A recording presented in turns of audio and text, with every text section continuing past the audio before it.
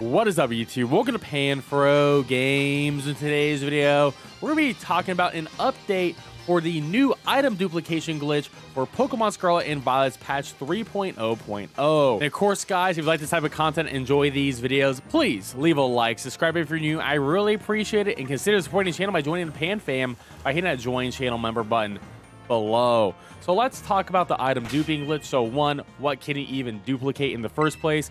You can duplicate any held item. So the big one is going to be the special Pokeballs. As you can see, I have 116 Safari Balls, I have 62 Beast Balls, and now we're going to start doing some Moon Balls. I only have 8 of them, so I want a few more of them. Try to get up into the 100 so I can catch more Pokemon in these. Now, any other held item like berries, rare candies, PP ups, PP maxes, ability patches is probably going to be one of the bigger ones, and things like fresh mochi, so you can help better build your VGC Pokemon. Any of these items that are held can be duped, which is going to be really nice. Now, you can also dupe a Pokemon with this as well. However, there's a high chance it will be illegal, so I would not recommend transferring the Pokemon to Pokemon Home unless it's a Pokemon that can be naturally caught in the location that you actually end up catching it. So as we are in Canyon, I would only recommend doing this with a Pokemon that you can actually catch in the Canyon biome. Same with any of the other biomes. So if you're going to do in Savannah, only recommend doing it with a Pokemon you can catch in Savannah if you want to catch them. Honestly, I don't think there's too much value in that, but if you want to do that, go ahead. I just would not risk playing online with that Pokemon in particular. Now, before we begin, you need to have a certain Pokemon set up, and number one is Ditto in your first slot. I recommend Ditto, level 100 Choice Scarf. Choice Scarf is just so you can guarantee outspeed the Smeargle at level 100. I also gave my Ditto max speed because I have a lot of vitamins, so I didn't mind just tossing the max speed in there. You can also do a speed plus nature like Timid as well. That could be really helpful too. And make sure you don't have the hidden ability. You need to have your standard ability, which is going to be Limber. Do not have Imposter or this will not work. Next up is going to be the Pokemon that you are going to transform into in battle. And this is also the Pokemon that you're going to be duping. So you need to, one, hold the item that you're going to try to dupe. In this case, it's going to be the Moon Ball, but it can be an ability pass, it can be Fresh Start Mochi, it can be whatever you want as long as it's a held item. And I'm going to have my shiny Litten here. Now, the reason why I'm going to use Litten is, one, we learned that no matter what the Pokemon size is, it doesn't actually affect the process of this glitch. So you can do whatever size Pokemon. So I'm just going to do shiny starters because that's pretty cool to dupe some of those. And Litten's actually caught in the Canyon biome, which is where I'm in right now. So these are all going to be legitimately duped Littens. Now, I would not recommend like a shiny Totodile in Canyon, but if you did like a shiny Totodile in Savannah, then that would work too. Now, what you want is only one move on this Pokemon, and I will recommend a non-damaging move like Sunny Day or a Growl or something else. It doesn't have to actually be Imprison. It can be really anything. But I will just recommend having one move. It just makes things a little bit easier in general. If there are damage moves, then you risk some failures that could potentially happen. It's just easier to just have one move. It doesn't necessarily need to be like Sunny Day. You could do this with like Growl or like Baton Pass or like moves that can fail in combat so it goes a little bit faster. Whatever you choose, I would just recommend one move. Now, if you don't know how to remember moves or forget moves, you can just hit the A button on the screen, and you can go to remember moves to pick up a move. So let's say for some reason I want to remember Swagger. Well, now I don't want Swagger, so what we're going to do is hit A again, forget a move, and then we can just remove Swagger. And now our Litten's back down to one move. You didn't know? That's how you can do that. Next up, you're going to need a Pokemon that can get the item from the wild encounter, and I recommend a Pokemon like Rabombi, but really any Pokemon that has the moves Trick or Switcheroo or Thief or Covet are gonna be great. But Rabombi is phenomenal because it actually has all 4 of those moves. So this is awesome because if you were to use a Pokemon that only had one of those moves, you would have to either go back to the Pokemon Center and reheal, or use like Lepa Berries or Ethers or Elixirs to get your PP back on these moves. Well, you could just have a Pokemon that has all the moves that can steal items. So Switcheroo and Trick are pretty much the exact same move. Thief and Covet are pretty much the exact same move here. And I will say the damaging moves have potential, of course, knocking out the wild Pokemon. But because there's going to be like low damaging moves in general, I think you're going to be fine in general. But just keep that in mind that Switcheroo and Trick, there is no failure with these. Also, I will recommend that you use PP ups and PP maxes on these moves. Switcheroo and Trick can hit that 16. So just keep that in mind, while these, I believe, can hit like 35 or 40 or something like that too.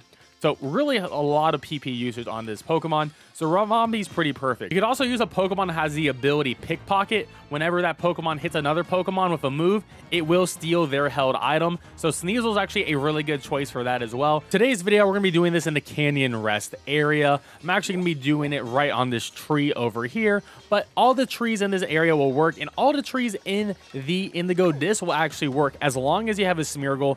It does not actually matter.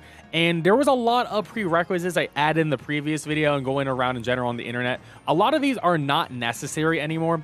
Like something that does not matter, if facing north or south does not actually matter either. It's just an incredibly RNG heavy thing. Now, to make the Smeargle start spawning a lot, I would recommend an encounter level 2 sandwich. You can do this by using sandwich number 34, which is on the screen here. And this will actually allow Smeargle spawning all over the place in the canyon biome. Now that I have my normal type sandwich up, I am ready to start this. I am next to the tree I want to get the encounter on. As you can see, this is pretty much like my exact positioning. And I do believe there is a perfect point to try to do this, which I would say try to get one of your encounters on this flower area over here. And it's not that the flowers are special, but I do think there has to be a minimum distance to the tree for the spawn to even occur under that tree. But there's probably also a max limit that you can't be too far away. But it seems like over here will work. According to my buddy Jay Owen from the Discord, who let me know, it seems like this is a rather consistent spot if you can nail the general positioning.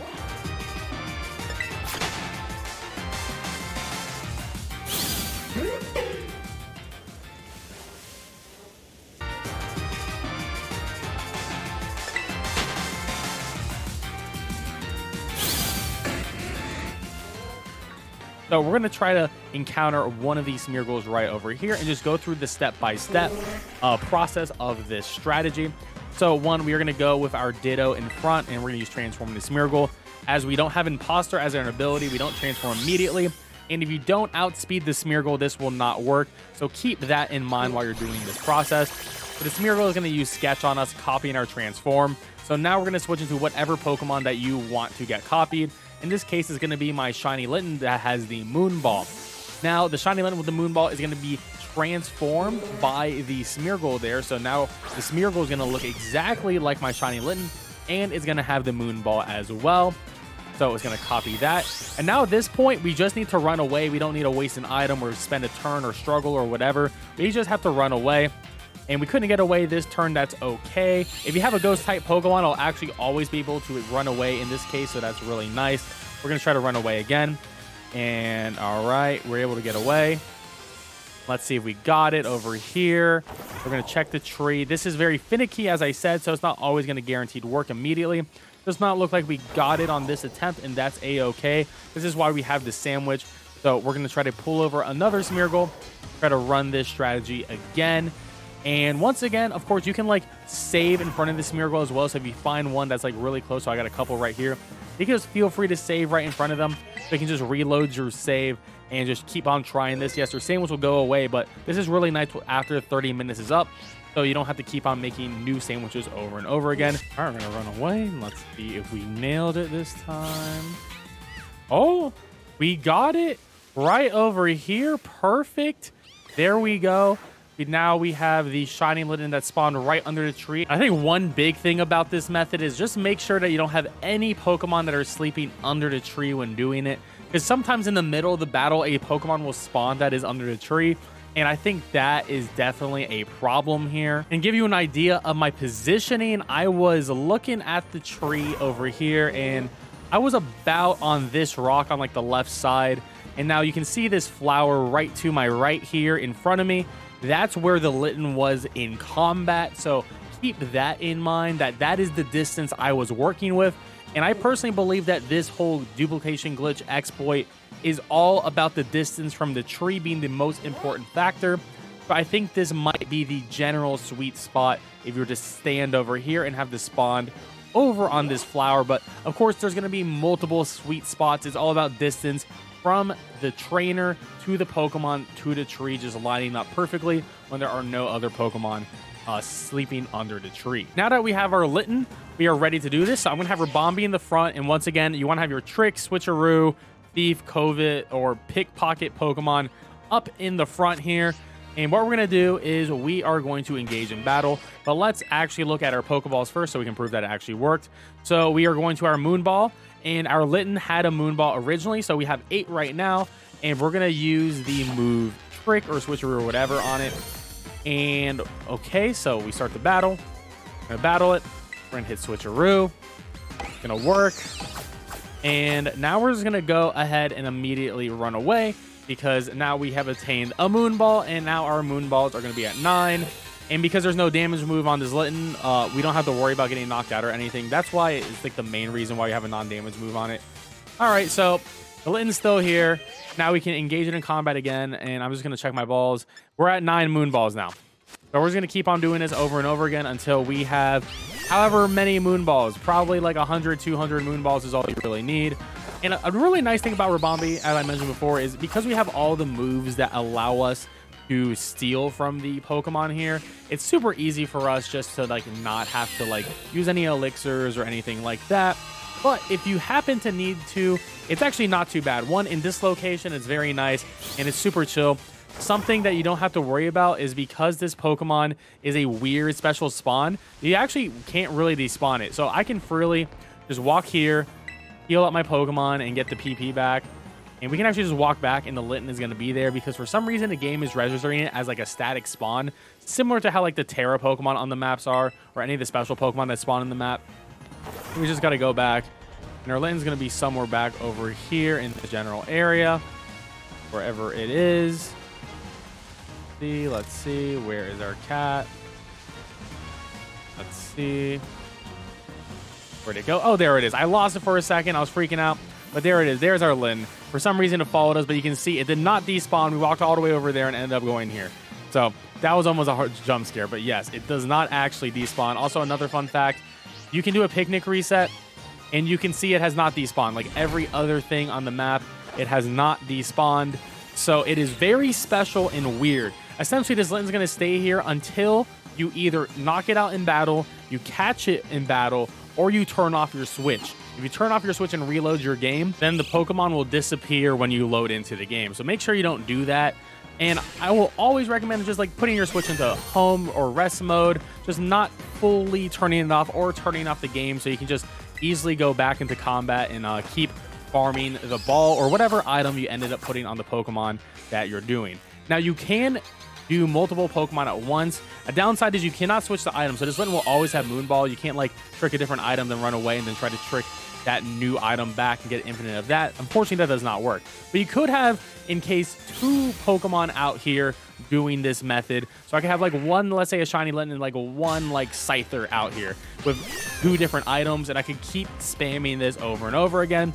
But that's an option if you feel like that's worth it. Personally, I don't really see the point, but it's something cool that you can keep on doing. And it doesn't seem to have anything to do with the max spawn limit either. So in theory, you could probably keep on doing this forever with infinite Pokemon out there, which is very interesting indeed. I just don't see the real use case for that, but it's a pretty interesting glitch that we're still learning more information about. Now that you see I have 105 Moonballs, I'm pretty much ready to go. I'm done with this. So let's show off catching the Pokemon. So yes, you can catch the Pokemon, but keep in mind that wherever you catch this Pokemon is going to have the location data of where you caught it. So I am catching this Litten. Litten naturally spawns in the canyon. As you can see, I have a regular Litten right next to me, so that's pretty perfect. So this would be a legitimate legal Litten if I caught it here. So that would be a legal clone. Now, let's say you did like a Charizard. Charizard does not spawn out in the canyon area. So if you did Charizard in the canyon, that would not work. But if you did like a Charmander out in the savannah, that would end up working, so you could do it there. So you are limited to a certain set of legal Pokemon per area, and you can just use your Pokedex in-game to see the spawn location of each Pokemon if you're very interested in that. So this is going to be like a standard battle here. We're just going to have the Litten spawn in, and for this, I'm just going to go for the Quick Ball. I don't really care too much because I already have my shiny living fam of Litten. All right, so we caught it immediately, and this is going to have the exact same data as our regular Litten that we use as the original clone. Now, because we have caught in this Litten, you're going to have to do the process all over again if you wanted to catch another one. So keep that in mind. It's not going to endlessly spawn in. So you can see he's in our party, right? And we have the level 61 Litten from before, and the new one is at the bottom of our party right here. So let me switch these around so you can see the exact same. My original Litten was in a Premier Ball. The new one is in a Quick Ball. So looking at the stats here, you can see the exact same moves. Ends up being like pretty much exactly the same. So literally the same. We have the same trainer code on everything. The experience is just a little bit different, but that's because we just ended up catching this Litten. So the first Litten got some experience points. But besides that, literally an exact clone is a perfect clone. So yes, you can make some legal clones and then put them into the home, and it should work because you have the right location data associated with it. As we'll say here, Cotton Canyon biome. Cotton Canyon biome is just the only difference is the date. This looks perfectly legal to me. So yes, you can duplicate Pokemon, but like I said, you can only do it with a select few. There you have it, guys. That is how you perfectly clone your items and Pokemon in Pokemon Scarlet and Violet's Indigo Disc DLC 3.0.0 patch. And of course, guys, like this type of content, enjoy these videos. Please leave a like, subscribe if you're new. I really appreciate it. Catch you guys next time. Peace out and have a good one.